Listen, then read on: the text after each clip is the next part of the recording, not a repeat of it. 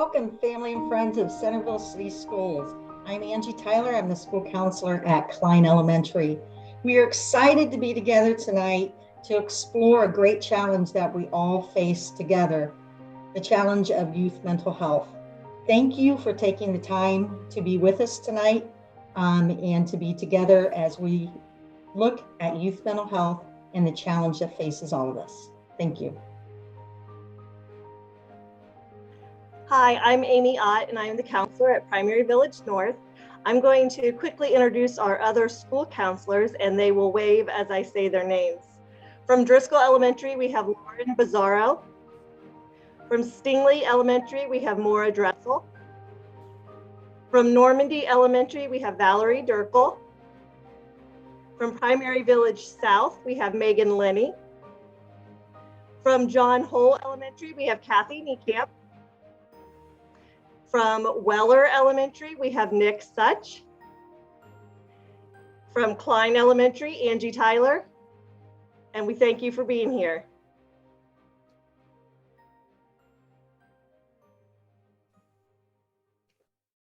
Welcome, families, to our virtual mental health night. We appreciate you taking the time to be with us tonight and for your interest in learning more about the mental health needs of youth today. At the end of last school year, we began a partnership with Dayton Children's Hospital to help our families get in touch with a variety of mental health services, as well as a number of additional resources this program has to offer. The Youth and Family Resource Connection has been a wonderful asset to our Centerville school community since the partnership began. We have been able to help families get individual and family counseling services, virtual parenting classes, and more. We are so grateful to have our liaison, Carrie Ann Coble, here with us, as well as Emily Whites, the Community Behavioral Health Outreach Coordinator. Carrie Ann and Emily, thank you for being here with us tonight. Thank you for that introduction. Carrie Ann and I are very excited to be here to speak to all of you. I'm going to start off by sharing my screen. Even though we've been in this pandemic for a while, I'm still getting used to all the technology, so hopefully it all goes off without a hitch. So my part of the presentation is going to focus on mental wellness in a pandemic, as well as my program, the Honor Sleeves program, which I'll talk about in a little bit. So a little bit about me. My name is Emily Whites. I'm a bachelor's level licensed social worker, and my new role that I just stepped into about a month ago is the outreach coordinator for community behavioral health services.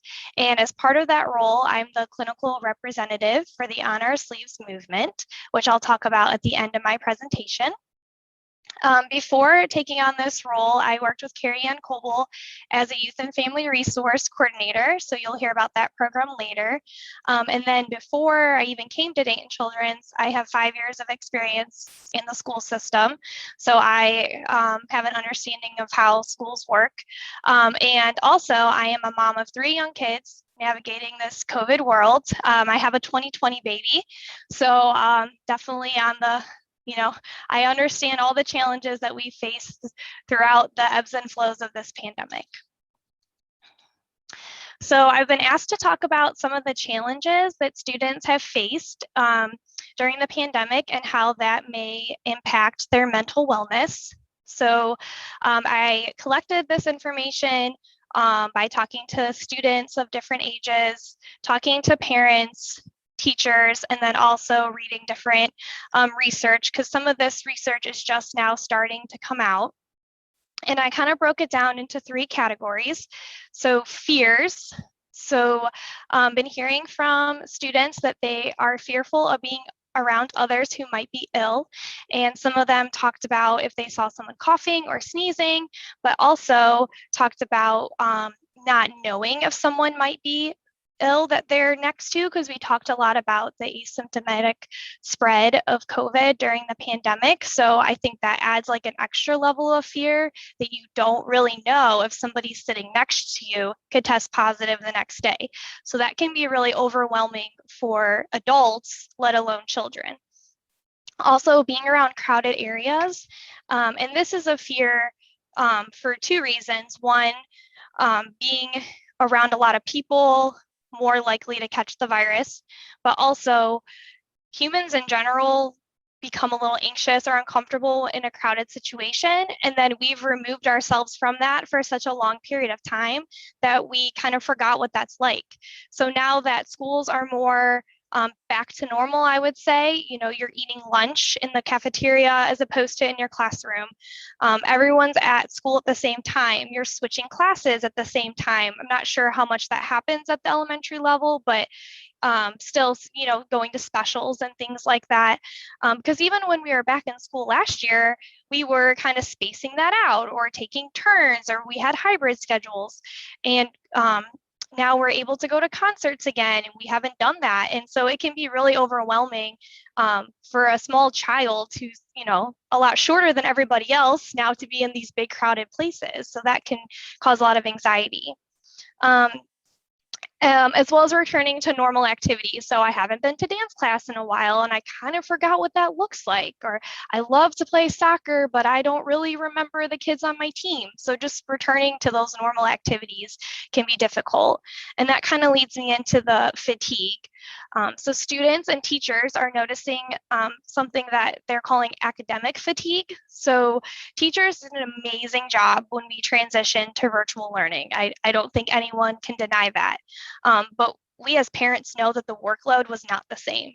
They weren't doing the same amount of work because it just wasn't possible.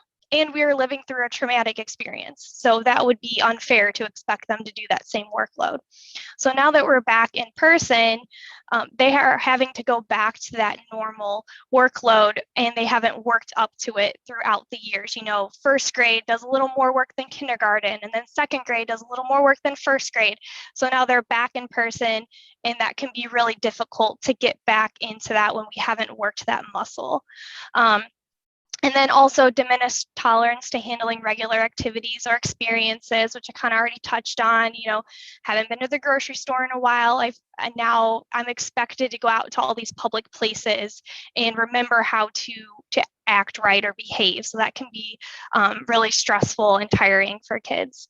And then some of the feelings that they've expressed, persistent feelings of sadness or hopelessness, being anxious about socializing after being isolated, and then frustrations with ever-changing guidelines and uncertainties.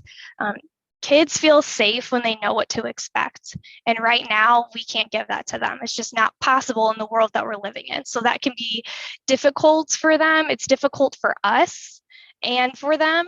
And then also with the socializing, we've been online and interacting through a computer for so long. And elementary school is a really important time for kids to learn how to socialize with one another. So they are going to need some extra help and practice and reminders. So here's how you can help. Because obviously you guys all came today because you're concerned about your kid, which is amazing that you took this step to learn a little bit more and get some more information so that you can be there to help your child. So that is awesome. So first, one way you can help is to recognize that mental wellness is an essential part of our overall health.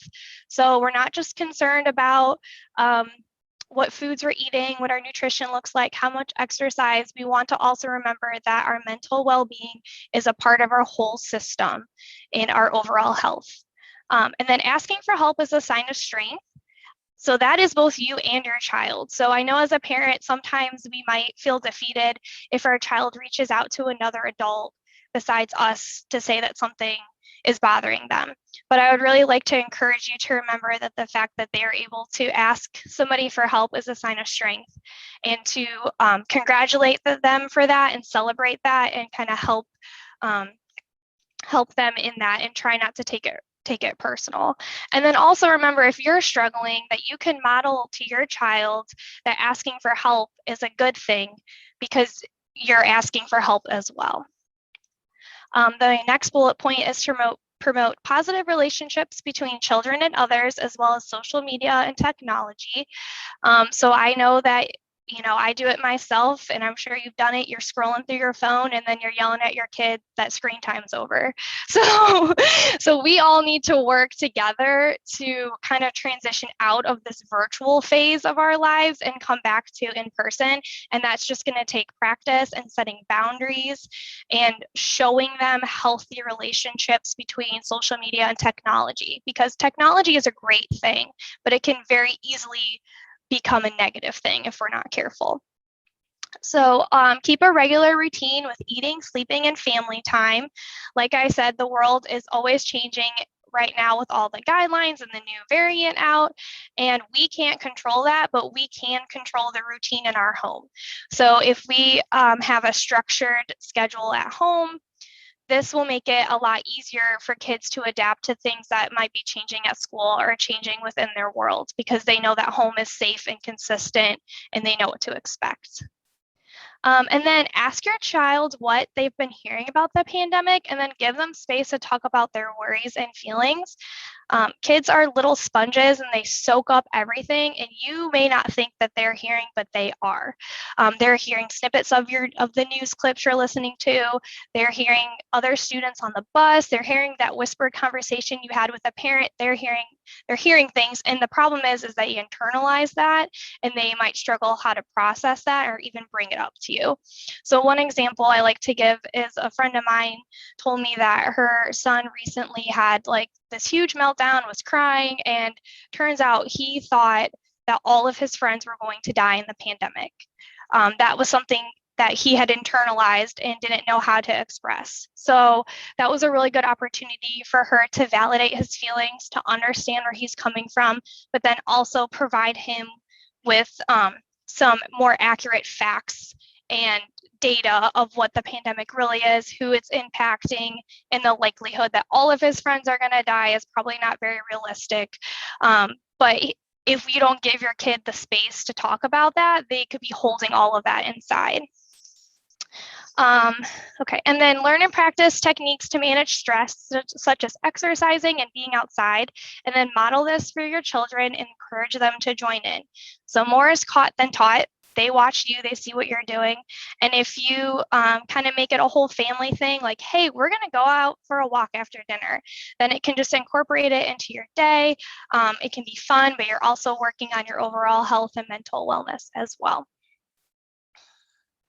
So if any of this information piqued your interest and you would like to know more about this topic, the U.S. Surgeon General just put out an advisory on protecting youth mental health, and you'll be getting a copy of these slides, so you'll be able to click the link on this later, or you can just Google it if you would like. So basically, the federal government has finally taken notice to all of the things that we've been noticing in our own communities, that youth mental health is a very big concern, and we need to act now. So it has really good data of the mental health crisis pre-pandemic and post, well, still during pandemic. So it goes through all that.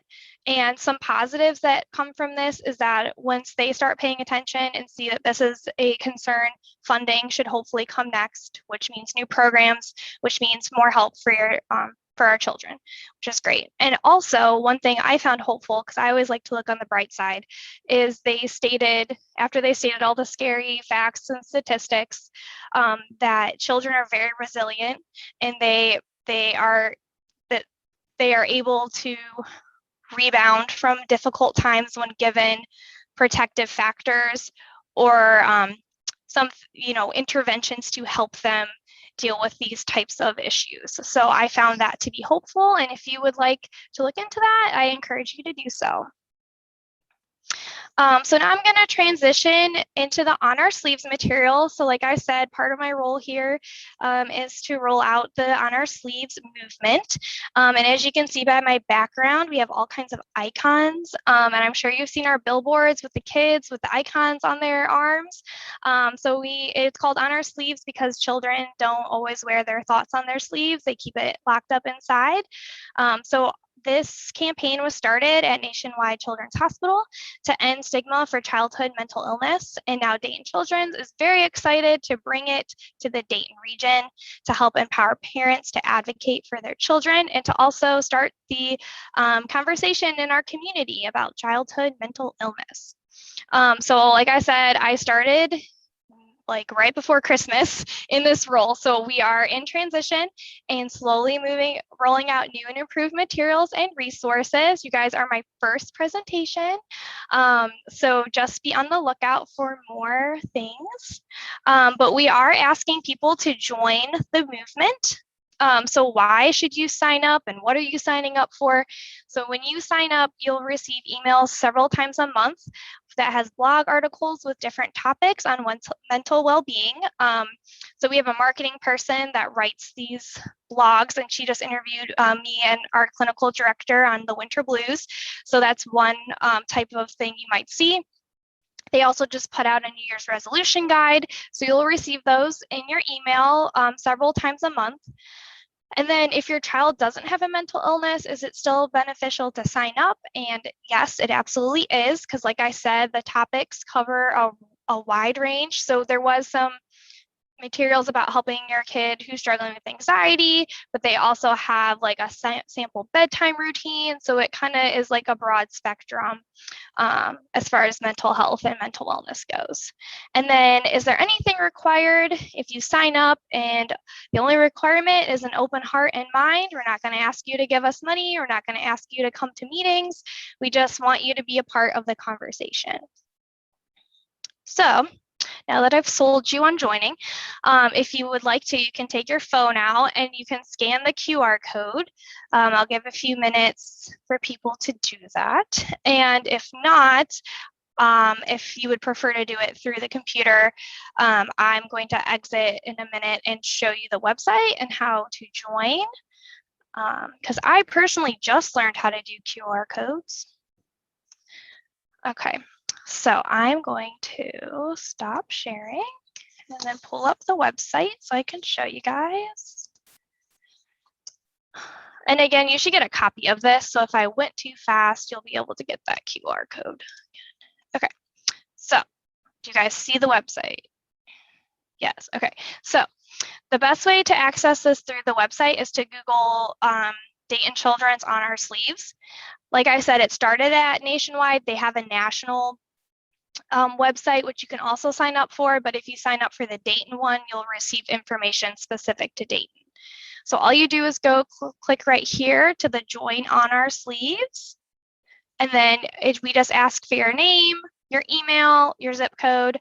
And then if you could tell us which one applies to you, that kind of helps us know who our audience is. So if you're a parent or educator, and then you go ahead and click submit. You won't receive an email right away, but when the next round of materials go out, you'll receive it then. And while I'm on here, I'm going to show you our guides real quick.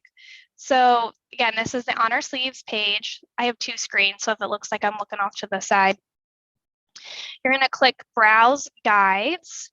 And then here you'll see all of the great materials that we have added so far. So the Mental Health Fitness Challenge is a good one, Gratitude Guide, Conversation Starters. And when you find what you like, you click on it, you can download and even print it off.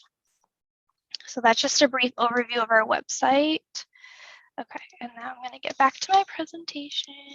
It's right there. While she's doing that, I just wanted to reiterate that the counselors will be sending out these presentations to you later later this week. So you will be able to have access to all these slides. If you signed up on the RSVP document, we have your emails. Yeah. Okay. And then here's just three examples of our guides, which also has the QR code on the top. So the Mental Health Fitness Challenge is a fun one to give kids. Kids tend to like to be challenged. They want to win. So that could be a good way to get them motivated. The bedtime routine checklist is helpful if you have a child like mine who likes to delay bedtime. They always need one more drink. or one more kiss. So the checklist kind of makes it so that, you know, they stick to it. If you put it in like a page protector that you can put in binders and give them a dry erase marker, it's like magic because they love to use dry erase markers, and then you can reuse it every day. And then the deep breathing exercises is a good one. And what I'll say about that is a lot of parents are like, I can't get my kids to use their coping skills. So remember that when we're in a stressful situation, we're going to revert back to our habits. And so our coping skills really need to become a habit before they can be implemented during a time of stress. So I just don't want you to get frustrated and feel like it's not working. So when you are starting with a new coping skill, you want to practice it when they're calm.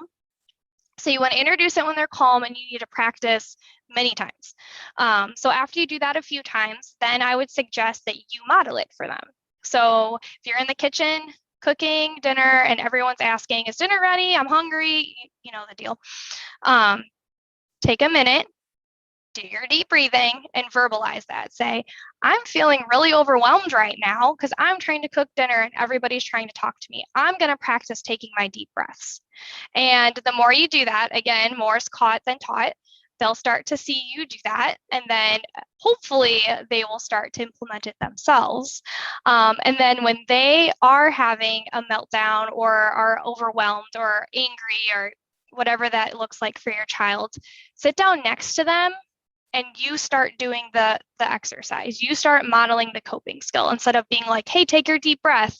Because as an adult, if you're upset and someone tells you calm down, what do? You don't calm down. So if you start modeling it next to them, then even if they don't start doing it, just you being in a calm state will help them regulate and calm down. So that one is on the website as well. And then almost done. So this is our most popular content that we have is our conversation starters, and they come in a pack like this. And there's some examples. So talking about mental health is a pretty serious topic. And if our kids don't feel comfortable talking to us about how they were brave today or what they want to be when they grow up, it's going to be really hard for them to come talk to you and say, you know, I feel sad all the time and I don't know why, right? So if we practice and build that relationship with our kids, it will make it so much easier for them to be able to share those tough things with us. So these are just fun things that you can do around the dinner table, on a long car trip when you decided you're not going to have screen time anymore, but now you don't know how to entertain your kids. You know, these are a great tool to use. So I dropped several off with your counselors at your individual schools. So you can reach out to them if you would like a pack. And then if they run out, I can bring more over to the school. It's also available electronically if you want to print it off from the website and cut them out and fold them up and put them in a bowl. And make sure that you're answering the question too, because we want this to be a two-way street. We're building a relationship together. It's not just one-sided. So I am really excited to see all the great things that you guys are going to do with the tools that you've learned during my presentation. I'm just so proud of all of you for being here and taking an interest in your child's mental well-being. If you would like to discuss anything with me more, have questions, this is my contact information. It's my email, phone. I think that's about it. Yeah. So next, Carrie Ann's going to talk, and she is going to talk about the Youth and Family Resource Connection. So if you've tried implementing some of these things that I've just gone over and you feel like, you know, just there needs to be more progress, my child's still really struggling, I'm really worried that this is beyond what I'm able to help them with, Carrie Ann will be able to help link you to people in the community that can do that. So I'm going to stop sharing my screen so she can take over. Thank you so much, Emily. All right, let me share my screen with you here.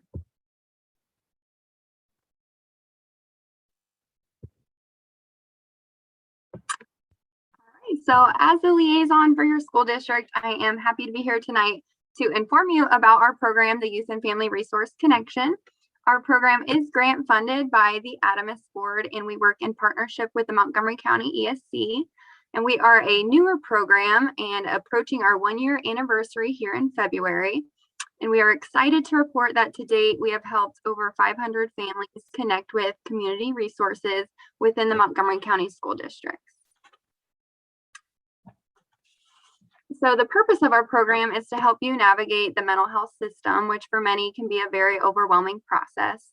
We provide mental health resources in the community and take into account your insurance and availability of agencies. We also can help connect with social needs resources such as food and clothing. We do primarily provide community resources, but I can help facilitate the referral process if your child does meet criteria to be seen here at Dayton Children's. Ultimately, I am here to listen and advocate for you and your family's needs. And we are a prevention program, so our goal is to provide and connect you with resources before the problem reaches crisis level, but we are still available to help if you are at that crisis level. So this is where we are located, the Connor Child Health Pavilion, which is down the street from the main hospital. And we primarily provide our services over the phone, but we are able to provide you with food resources and other tangible resources that you can pick up here at this location. So this data represents the number of referrals we have received since the program started in February to December of last year. And as you can see, the summer is a slow time for us, and we help with our sister program, the Mental Health Resource Connection, which I will touch on later, which also provides families with mental health resources in the community. And I hope this data just shows that you are not alone and that there are many families in similar situations needing help connecting to services and needing guidance on where to start. So this shows the referral process, which I will walk you through, and we do try to make this process as easy as possible for you. So once you identify a behavioral health or a mental health need for your child, or a social need is identified, you can make a referral to the YFRC by contacting your school counselor, which they will send over the referral to us, and we will contact you by phone and screen for needs and provide resources either via email or mail, whatever you prefer. Our goal is to call you within 1 day of receiving the referral and provide you with resources within 2 days of speaking with you. We do our best to send you options that we feel will be the best fit for your family, and options that see your child's age and accept your insurance. And sometimes this process can take a little longer depending on the service you're looking for. And after a week of sending those resources, we do follow up to ensure you are not running into any barriers getting connected to these services. And once you are linked, we will offer additional follow-up, and this is to ensure you feel that your provider is a good fit and that no additional resources are needed at the time.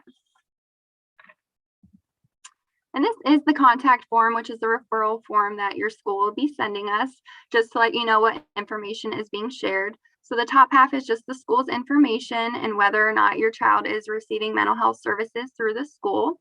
And then the middle part is your child's information. And then the bottom half is your contact information, your preferred language, and if an interpreter is needed. Also, the best time of day to reach you, which just helps us know when the best time to call you is. And we do call 3 times before closing the referral to give you time to call us back. And we do try and call at different times each time if we are not given a best time of day to reach you. And then also just the reason for contact, if you do know what services you are looking for, this kind of helps us.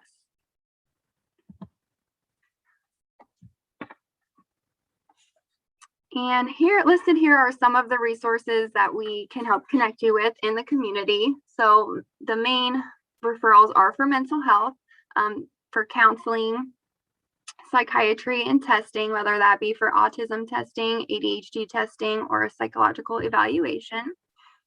And we also can help you connect with social needs resources. The main ones we help connect with are for food resources. We can supply you with food boxes if you're in need of food, and we can also help connect with food pantry resources. with healthcare and medical. If you have any insurance questions or needing connected to insurance, we can help with that. Also, any parenting resources. We also can provide help with connecting you to utility resource help as well. And we are here to answer any questions you may have about the developmentally and socially age-appropriate behaviors of your child. And like I said earlier, any insurance questions, we can help point you in the right direction, and support groups, whether that be for you as parents or for your child. And in order to connect with us, we do ask that you go through the referral process and speak with your school counselor in order for them to make the referral. And as an added bonus, as we like to say, you do have the option to sign a signed release, which will allow us to communicate with the school on what resources we provide you with and whether or not you're able to get connected to these services, and if you make an appointment and with who. Ultimately, it is up to you how much involvement you would like the school to have, but we are all on your team and just want you to have access to the resources that you need.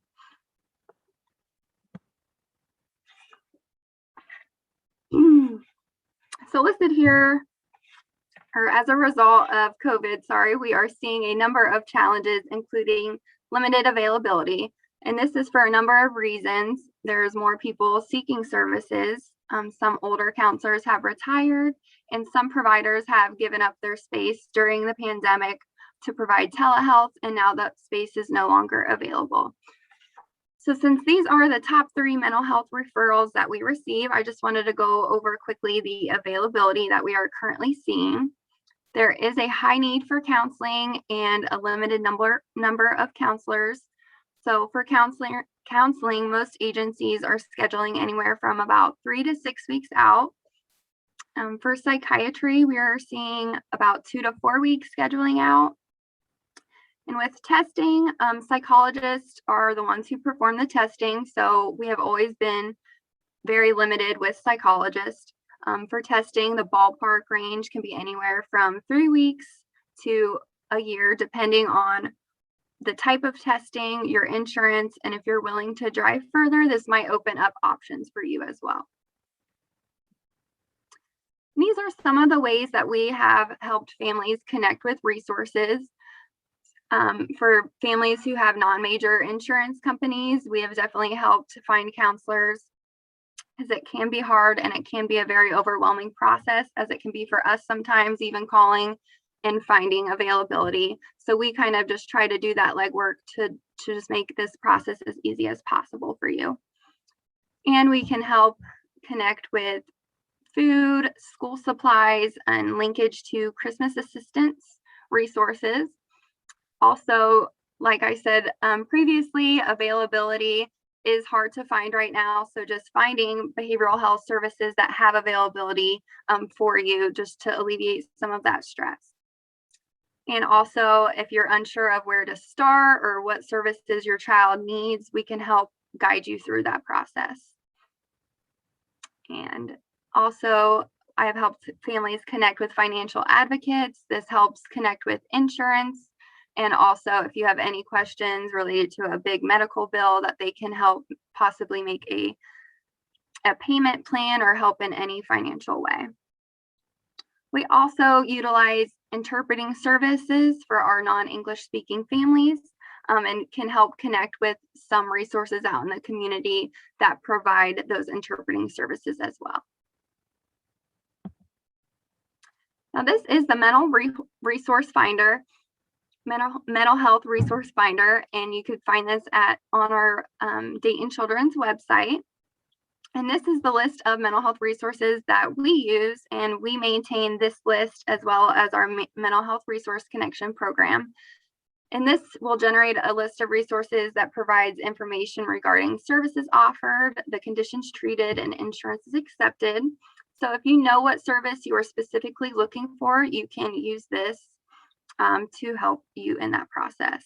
The only thing is this list does not inform you of availability for agencies. So if you would like to use that QR code, I was going to walk you through this process real quick to show you how to use that. So I'll give you a second to click on that.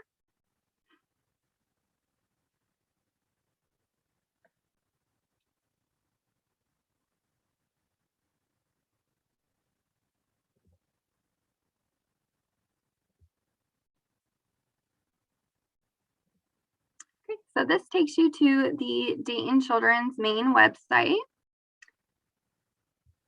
And over here, you will click on Patients and Visitors. And over to the right, under the Resource tab, you will click the Mental Health Resource Finder. And then over here to the left, you can filter by location. So I'll go ahead and put in your zip code. Service, we'll just click on counseling. Condition, you can select multiple. We'll stick with anxiety. And age range. We'll go 5 to 9 and submit. And this will generate a list of resources for you. And then in this little blurb will be the insurances that are accepted right here. And then below has the agency's information, the conditions they treat, services that are offered, and the age range of patients seen. And then it will provide you with the phone number and website as well. And like I said, it does not let you know availability, so you might need to call a few different ones if you were wanting to go this route.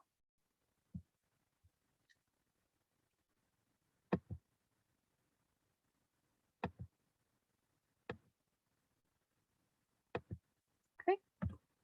And then last but not least, here is our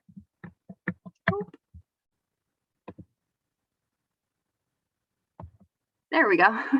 Here is our flyer that you can find through your counselor if you wanted a hard copy of what I discussed tonight. And then this will go over the referral process and the different resources we can help you connect with.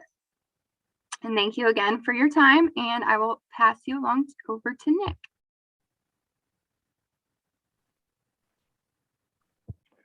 So we would like to thank Carrie Ann and Emily one last time for all their hard work and helping us get this together and providing us with all this great information.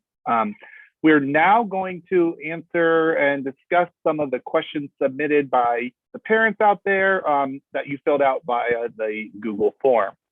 So I will hand it off to Ms. Maura Dressel to start us. Hi, everybody. I'm Maura Dressel from the Stingley School Counselor, but also formerly at Normandy and also at John Hull at one point. So I am just so happy to see so many of us here learning together about how we can best support our families and our children and our students. So before I address the questions, we loved seeing how many parents and grandparents and educators submitted questions. And while we can't address all of them, if your question is not addressed, feel free to contact your building school counselor, and we will work together with you to try to find solutions and maybe support for you.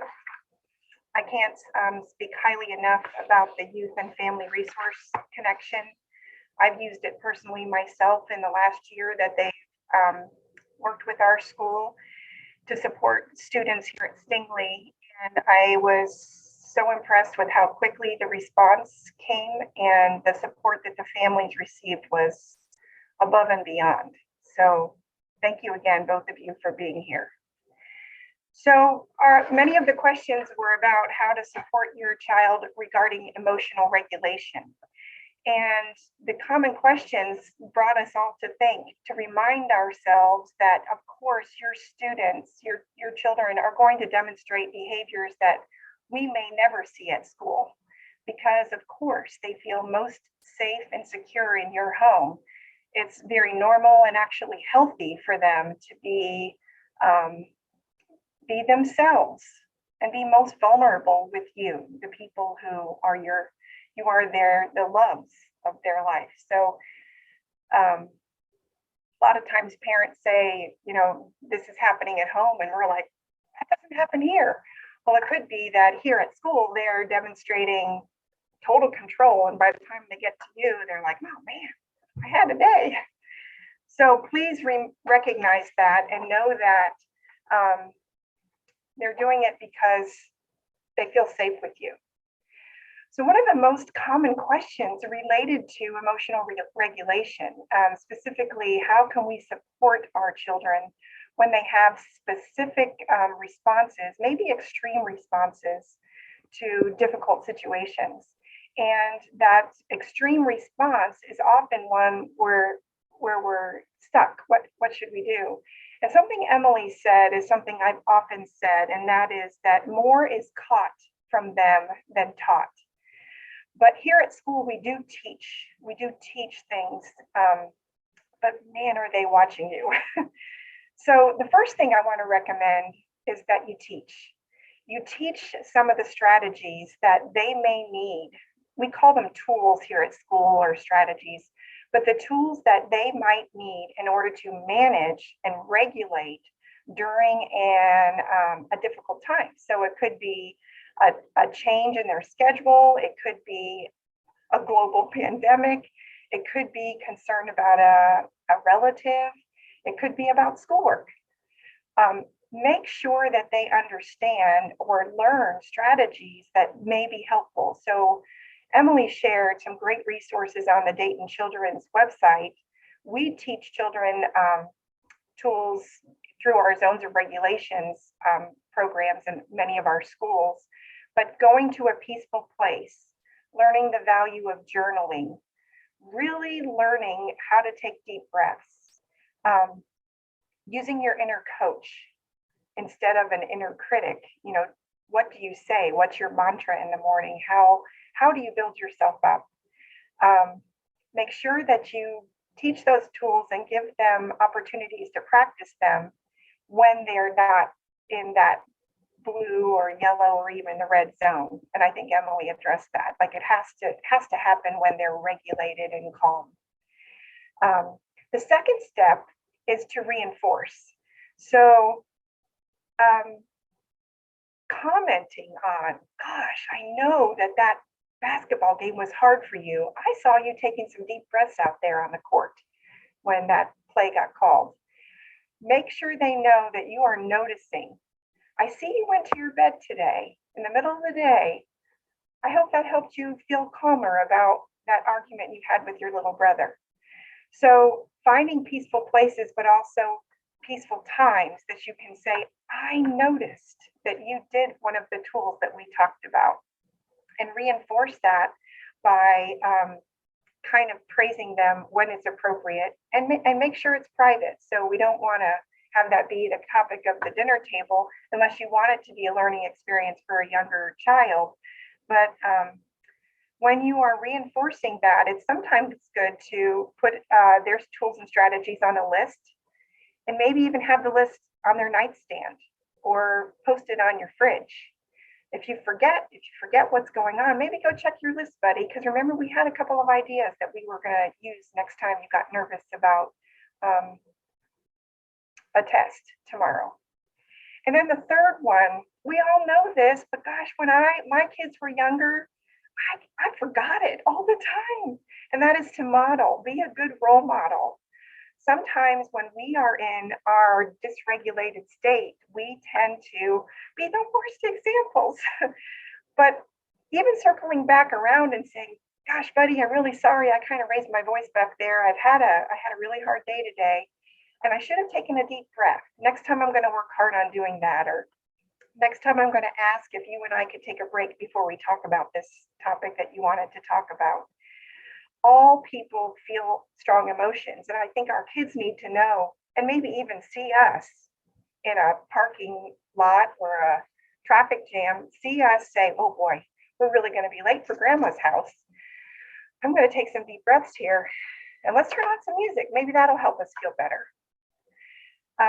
So the three things are there: teach, reinforce, and model. And Valerie, thanks for making that slide for us. Valerie's going to talk about the second question that came up a lot. Anxiety in children is a topic that has seen increasing attention over the past several years, among families and professionals even before anyone had ever heard of this thing called COVID.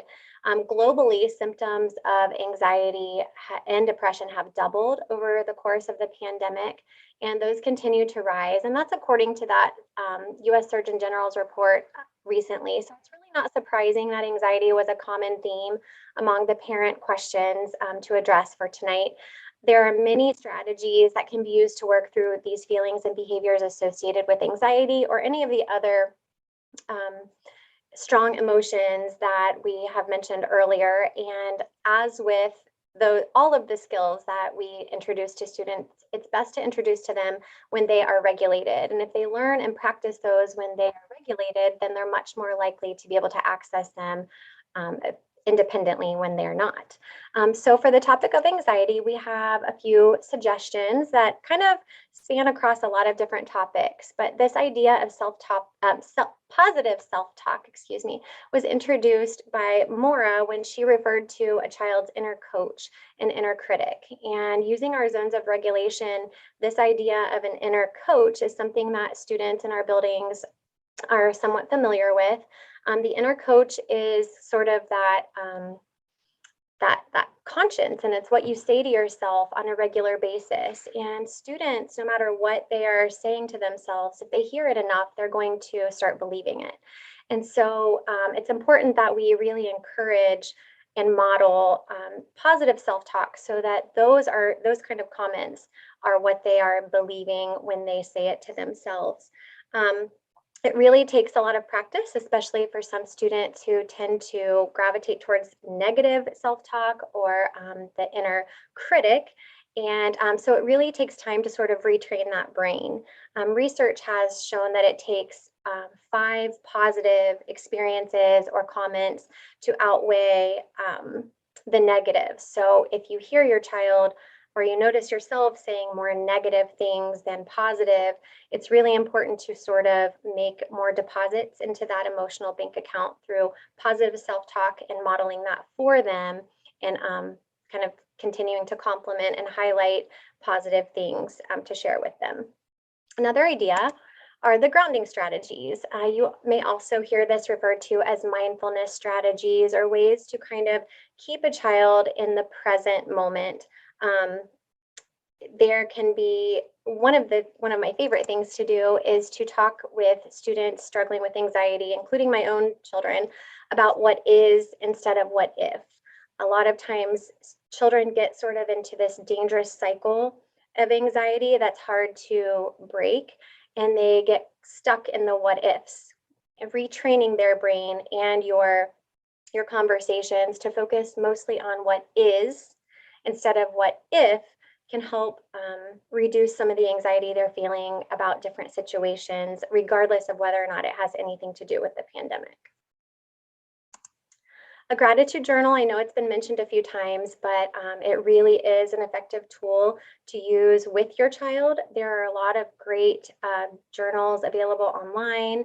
There are even some parent-child journals that you can work on together, but finding time for a student to truly count their blessings and be grateful for the things that they do have. There's a common quote that says gratitude turns what we have into enough. And so the more we focus on what students do have, the tools and the strategies and the support systems and the trusted adults that they do have, the more likely that they are going to rely on those things, appreciate those things, and focus more on balancing their anxiety with positive. Deep breathing. As adults, we need to practice that a lot too, and I know it's a lot easier said than done, but Emily and Carrie Ann shared some good resources. If you need specific types of deep breathing strategies for students to practice and try at home, I encourage you to do that with them. At school, we teach deep breathing through our zones of regulation curriculum to help students stay in the green zone. And there are some fun deep breathing exercises that are more appropriate for children that may involve flowers or cupcakes or animals or things that sort of turn it into a fun exercise to practice and hopefully access when they need it the most. Picture books are also a great way to meet children where they are. It speaks their language. Picture books are the love language of children. So there are so many picture books available on anxiety and worries and the process of kind of working through that strong emotion. Your counselor, your librarian, your teachers even are wonderful resources for you to borrow picture books or find specific titles on topics associated with anxiety. So don't ever hesitate to reach out with them or reach out to them. But picture books at home can also build that parent-child relationship that children and us as parents and support systems so desperately need. And the most important thing, I think, with any strong emotion, it's to manage your own anxieties. As adults, the pandemic kind of rocked our world too. And so it only makes sense if children have some anxiety associated with all of these changes. But children don't need to be as informed on adult topics as we do. So it's important to manage your anxiety and keep your conversations age appropriate and reassuring for the children because they're looking to you to know what to expect. A few examples of some of the age appropriate discussions and some things that you can try at home to implement immediately. It's just the way that we speak to our kids. So if you have a child who is struggling with anxiety, some things that are supportive and reassuring to these children, you could say something like, I'm here for you. Let's work through this together. How can I help you? I know this is hard. You are safe. I am here. That's sort of that what is versus what if to keep them grounded in where they are. And what is your worry telling you? That may get them to open up and help them sort of narrow down their anxiety to help you sort of pinpoint exactly what it is that may be triggering this strong emotion. Sometimes that's a lot easier said than done, especially if we ourselves are not regulated. Some things that we often say that maybe we shouldn't are simply stop worrying. Telling them to stop really actually does more harm than good because it makes them feel like they should stop and they can't. And it just continues that dangerous cycle. Get over it. This isn't a big deal. I don't understand what you're so worried about. And it's fine. Oops. I know as a parent and a professional, I catch myself saying these things, but hopefully by highlighting some of these phrases, maybe we can just be more aware of the things that we say so that we can just continue to strengthen the system, the support system that your child has, and support them through every strong emotion that they may be feeling. And our final question tonight is going to be answered by Kathy Niekamp.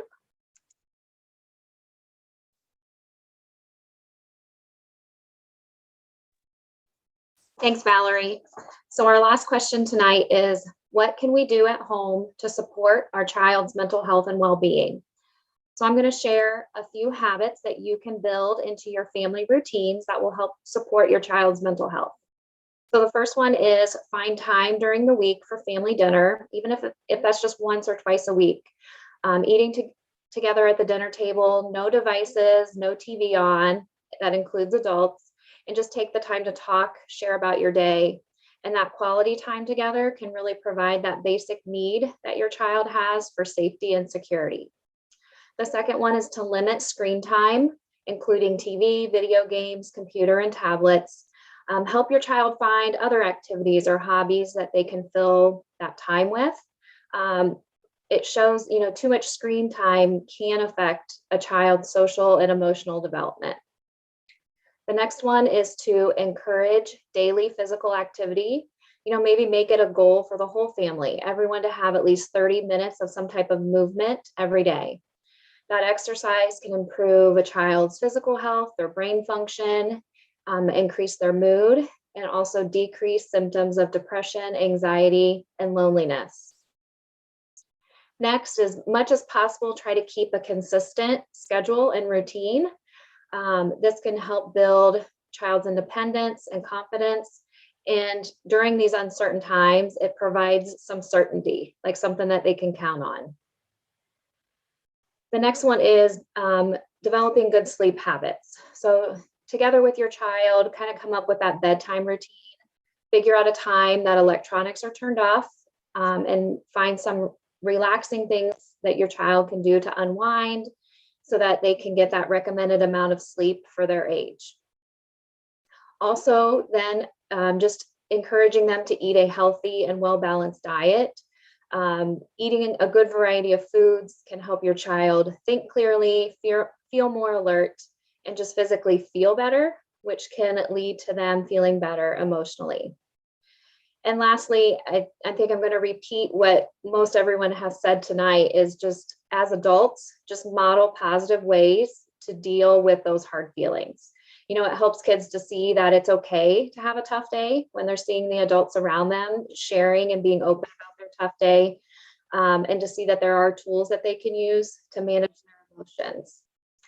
And like we said at the beginning, if we didn't answer your question tonight or this evening and you want to talk more or you have more questions, please reach out to your building counselor who will be able to talk to you about that. Now I'm going to turn it over to Amy Ott. Just to wrap things up, this is a great quote to remember, that at the end of the day, the most overwhelming key to a child's success is the positive involvement of the family, which you've all shown by being here tonight. We would like to thank you for joining us tonight. If you RSVP'd through our flyer, you will receive an email within a week that will have the links and the presentations that were shared tonight. After a week, if you haven't received them or if you weren't on our email list, please reach out to your school's counselor and we will see that you get those materials. We would like to say thank you to Emily and Carrie Ann from Dayton Children's for presenting to all of us some great information and resources. And thanks to all of you for taking the time to join us and listen, making your family and their needs a priority. We all know that mental health issues are on the rise and worse than ever during this pandemic. In addition, the way we are feeling, the way our children are feeling and or behaving can be very overwhelming. I truly believe, we all truly believe, that we have a great collaboration and initiative happening among our schools, our community, and our health networks. We are all here for you, and we are ready and willing to help you find the resources you need. So please reach out to us. Thanks again for being here tonight. Bye.